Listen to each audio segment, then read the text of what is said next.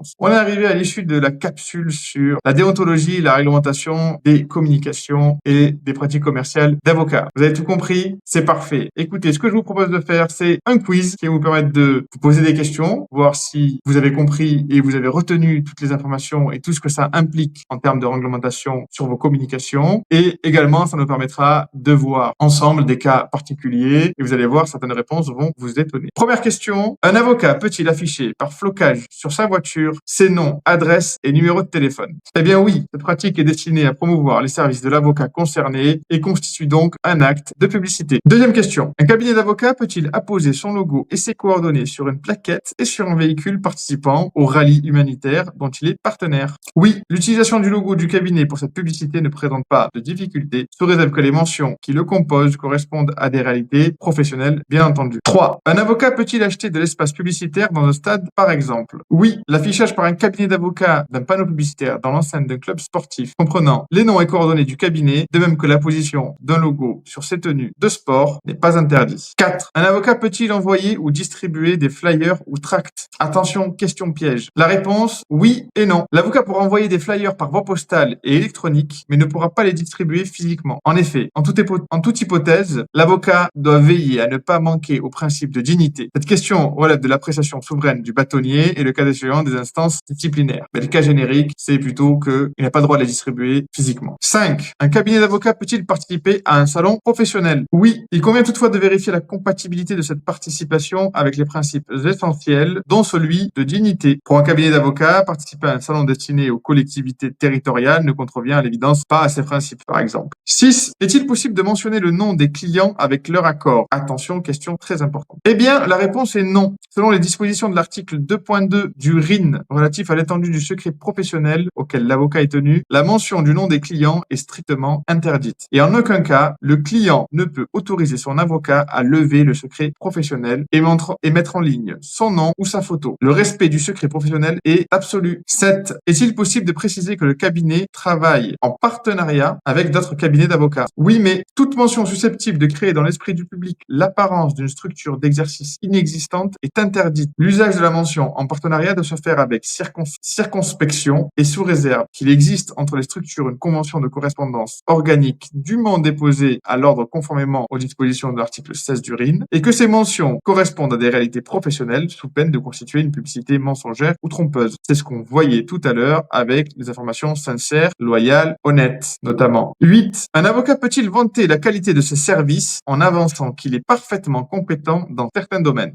Eh bien oui, l'avocat le peut, mais il ne peut pas se vanter d'être le meilleur. Bien entendu, on l'a dit, on évite tous les superlatifs ou tous les comparatifs avec des confrères. Un avocat peut se présenter sous un jour favorable, mais les termes employés ne doivent jamais être exagérés. 9. Un avocat exerçant uniquement dans le domaine du droit du travail peut-il mentionner spécialiste en droit du travail, mais non certifié? Eh bien non, seuls les avocats titulaires d'une ou deux spécialisations, régulièrement obtenues bien entendu, et non invalidées, peuvent utiliser les termes spécialisé, spécialisation, spécialité, spécialiste. En dehors de ce cadre, l'utilisation de ces termes est strictement interdite. C'est un point important sur lequel on n'a pas focalisé tout à l'heure, mais effectivement, pour parler de ces domaines de compétences, ces domaines d'activité, l'avocat ne peut pas utiliser ce type de terme, sauf si il a une certification et que cette certification n'est pas invalidée. 10. Un avocat peut-il mentionner ces domaines d'activité dans ses publicités? Oui, tout document destiné à la publicité de l'avocat peut, outre les mentions autorisées pour la correspondance, faire mention des domaines d'activité réellement pratiqués, bien entendu. Encore une fois, l'emploi des mots spécialiste, spécialisé, spécialité ou spécialisation n'est pas possible pour définir ou caractériser un domaine d'activité pour lequel l'avocat est titulaire d'un certificat de spécialisation régulièrement obtenu et non invalidé. 11. Un avocat peut-il apparaître sur sa publicité avec sa robe? Eh bien non. Le fait que les avocats affichent leur portrait ne semble pas interdit en soi, mais le port de la robe sur les clichés peut être considéré comme procédant d'un irrespect du principe de dignité et dès lors qu'il est réservé à l'exercice des fonctions judiciaires et aux manifestations professionnelles. Il est donc interdit pour un avocat d'apparaître sur sa publicité avec sa robe. Question difficile. 11. Un avocat peut-il faire paraître en boucle un spot publicitaire concernant son cabinet sur des écrans situés dans le hall d'attente et de passage d'un centre hospitalier? Eh bien non. Une communication dans le hall d'un centre hospitalier contrevient au principe de délicatesse et de dignité en ce qu'il cible des personnes en situation de faiblesse. Maintenant, question 12. Un avocat peut-il apposer une annonce publicitaire sur un panneau d'affichage réservé au personnel d'un hôpital? Dans ce cas, oui, c'est possible. Sous réserve du respect des dispositions des articles 10.2 et 10.3 10.3 du RIN, qu'on a vu tout à l'heure. Un avocat peut apposer une annonce faisant la publicité de son cabinet sur un panneau d'affichage réservé au personnel d'un hôpital en contrepartie du paiement d'une cotisation d'adhésion au comité d'entreprise du dit personnel. Question 13. Un avocat peut-il mentionner sur ses supports de communication la mention permanence pénale 24 heures sur 24? Eh bien non. La défense d'urgence pour les permanences pénales ne peut être organisée que par le bâtonnier de l'ordre auquel il revient la responsabilité du choix de l'avocat. Elle ne relève pas du pouvoir souverain des avocats. Ainsi, la mention en cause sur le site internet d'un avocat, par exemple, comporte un risque de confusion avec le système de permanence pénale organisé par l'ordre et apparaît donc comme une publicité mensongère ou trompeuse prohibée par l'article 12.10 du RIN, par l'article 10.2,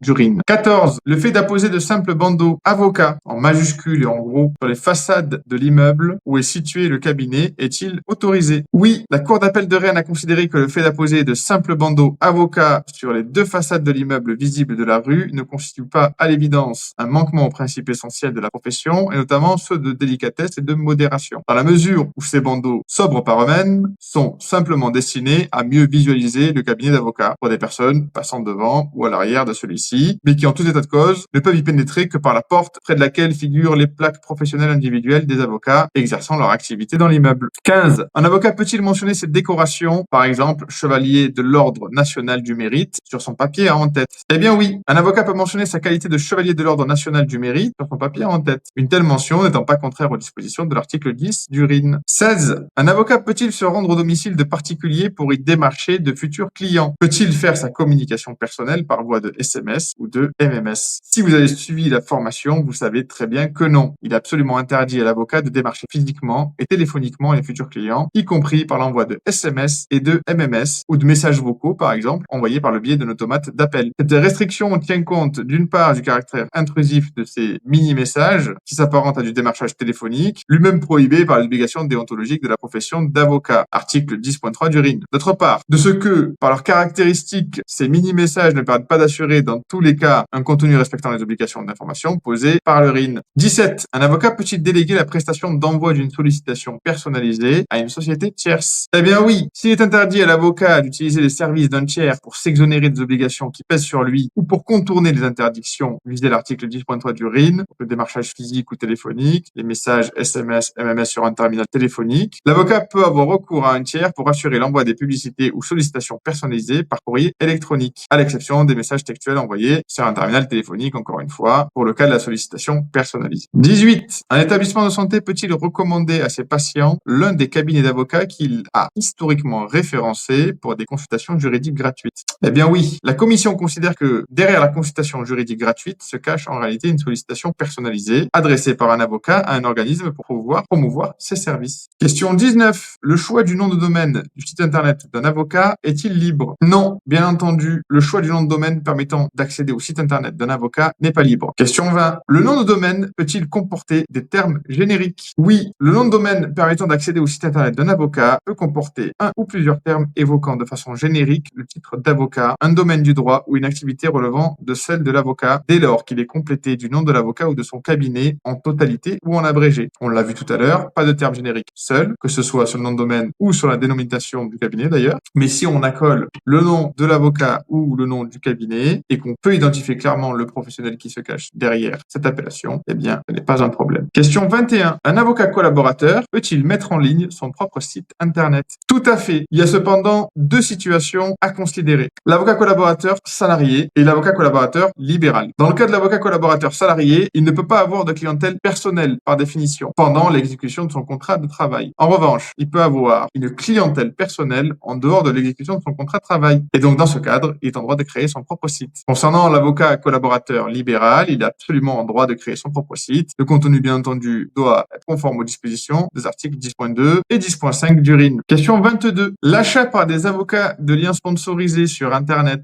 pour le référencement de leur cabinet est-il autorisé? Eh bien oui, l'achat par des avocats de liens sponsorisés sur Internet pour le référencement de leur cabinet relève de la publicité qui est autorisée. Il convient cependant de vérifier que les liens sponsorisés qui sont achetés correspondent à une activité et une compétence avérée du cabinet, bien entendu. Question 23. Un cabinet d'avocats peut-il développer une application pour smartphone afin de promouvoir ses services? Eh bien oui, c'est autorisé. Pour une application consistant à mettre à la disposition du public les enregistrements vidéo dans lesquels les avocats membres du cabinet présentent des problématiques juridiques ressortissant à la vie quotidienne quotidienne, dès lors qu'elle respecte, bien entendu, les règles de la profession. Question 24. La mise en place d'un site internet spécifique à une catégorie de litige ou à un autre service particulier, distinct du site internet du cabinet d'avocat, est-il conforme aux règles de la profession d'avocat? Oui, l'avocat peut ainsi mettre en place un site internet spécifique à une catégorie de litige, comme à tout autre service particulier, distinct du site internet de son cabinet. Toutefois, même dans cette situation, l'avocat qui met en place un tel site internet doit respecter les règles applicables en la matière, telles que ça l'est rappelé à l'article 10 du RIN. On commence à le savoir. Et enfin, dernière question, la question 25.